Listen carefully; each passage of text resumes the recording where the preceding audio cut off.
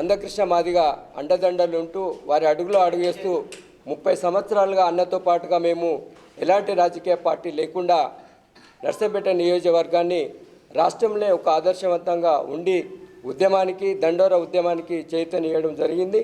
దానిలో భాగంగా ఈరోజు ముఖ్యమంత్రి గారు మరి సుప్రీంకోర్టులో ఆగస్టు 1వ తారీఖున ఏదైతే సుప్రీంకోర్టులో వర్గీకరణ చేయాలని చెప్పేసి ధర్మాసనం ఏదైతే న్యాయమైన తీర్పిచ్చిందో దానిలో భాగంగా రేవంత్ రెడ్డి గారు అప్పుడు అసెంబ్లీ జరుగుతూ ఉన్న క్రమంలోనే మరి అసెంబ్లీ సాక్షిగా మరి ఆగస్టు 1వ తారీఖున దేశంలో ఎక్కడ లేని విధంగా నేనే మొదటి ముఖ్యమంత్రిగా నేనే అమలు చేస్తా అని చెప్పేసి మళ్ళీ దాన్ని వెంటనే యూటర్న్ చేసుకోవడం జరిగింది. దానిలో భాగంగా కృష్ణమాది గారు మళ్ళీ ఉద్యమ కార్యాచరణలో భాగంగా మరి 1,00,000 డప్పులు 1,000 గొంతుల కార్యక్రమాన్ని ఇవ్వడం జరిగింది.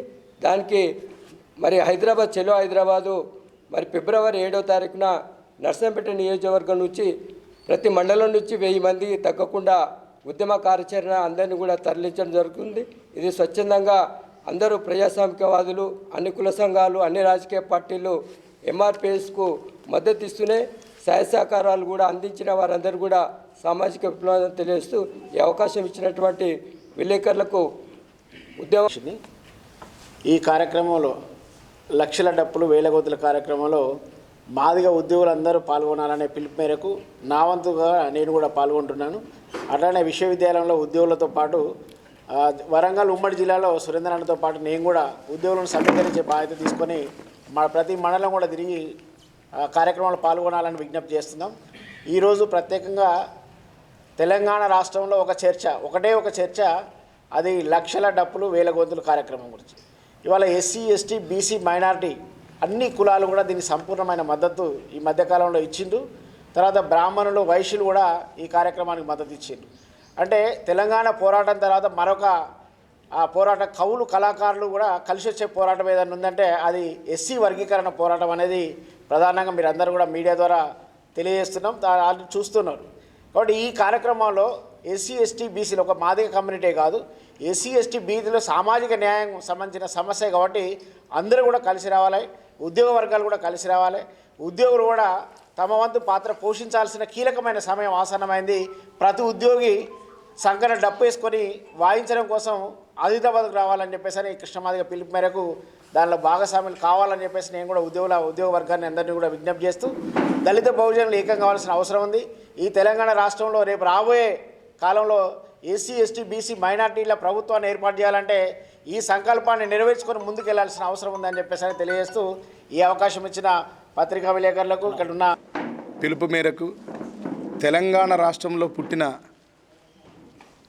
దళిత మాదిగ కళాకారులందరం, కవులందరం గత డిసెంబర్ 5 నుంచి మా మాదిగ జాతిలో చైతన్యం తీసుకురావడం కోసం మందకృష్ణ మాదిగ గారు 1,00,000 డప్పులు 1,000 గొంతుల కార్యక్రమానికి పిలుపునిస్తే ఆ పిలుపుని చాటి చెప్పడం కోసం మేము ఈ చాటింపు కార్యక్రమంలో భాగంగా జిల్లాకొక కవి, జిల్లాకొక డప్పు నేత, జిల్లాకు ఒక కళానేతలుగా మమ్మల్ని అందరినీ పంపించడం జరిగింది. అన్ని చోట్ల డప్పుల సమీకరణ జరుపుతూ ఆ డప్పుల పంపిణీని కూడా జరుపుతూ ఈ కార్యక్రమాన్ని విజయవంతం చేయాల్సిందిగా విజ్ఞప్తి చేస్తూ వస్తున్నాం. ఇది మొదలైనప్పుడు మా మాదిగలది మాత్రమే అనుకున్నాం, కానీ మందకృష్ణ మాదిగ గారు 30 ఏళ్ళుగా మాదిగల కోసం చేస్తున్న పోరాటంతో పాటు సమాజంలో ఎక్కడ కష్టం కలిగినా, ఎవరికి కష్టం కలిగినా ఆయన అందరి పక్షాన నిలబడి పోరాడిన దానికి ప్రతిఫలంగా ఈరోజు ఆయన ఇచ్చిన 1,00,000 డప్పులు 1,000 గొంతుల కార్యక్రమానికి సంఘీభావంగా రాష్ట్రంలో ఉన్న అన్ని కులాలు, అన్ని ప్రజా సంఘాలు, అన్ని రాజకీయ పార్టీలు ఈరోజు కలిసి రావడం అనేది మందకృష్ణ గారు యునైటెడ్గా చేసిన పోరాటాలన్నింటికీ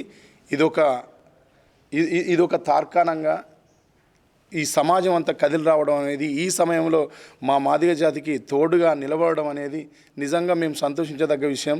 మమ్మల్ని సమాజం ఇంత గుర్తిస్తుందని, మాకు ఇంత తోడై వస్తుందని మేము అనుకోలేదు. ఏ విధంగానైతే ఇతర కులాల నుంచి మన కోసం మద్దతుగా సంఘీభావంగా వచ్చి కృష్ణన్న మాటను బలపరుస్తున్నారో అదేవిధంగా మాదిగ జాతిలో పుట్టిన పౌరులంతా, బిడ్డలంతా, ఈ నర్సంపేట నియోజకవర్గంలో పుట్టిన మాదిగ పల్లెల్లో పుట్టిన మాదిగ బిడ్డలంతా సంకన డప్పుతోని 7వ తారీఖు రోజు హైదరాబాదుకు బయలుదేరి వచ్చి రేవంత్ రెడ్డి గారి ప్రభుత్వానికి మన సాంస్కృతిక పరమైనటువంటి నిరసనను తెలియజేసే పోరాటంలో అత్యధికంగా నర్సంపేట నుంచి మాదిగ బిడ్డలు పాల్గొన్నారని విజ్ఞప్తి చేస్తూ ఇంత ఓపికగా మాకు సమయాన్ని కేటాయించిన నర్సంపేట మీడియా అన్నలందరికీ చేతులెత్తి నమస్కరిస్తూ సెలవు తీసుకుంటున్నా. జై మాదిగ, జై జై మందకృష్ణ మాదిగ.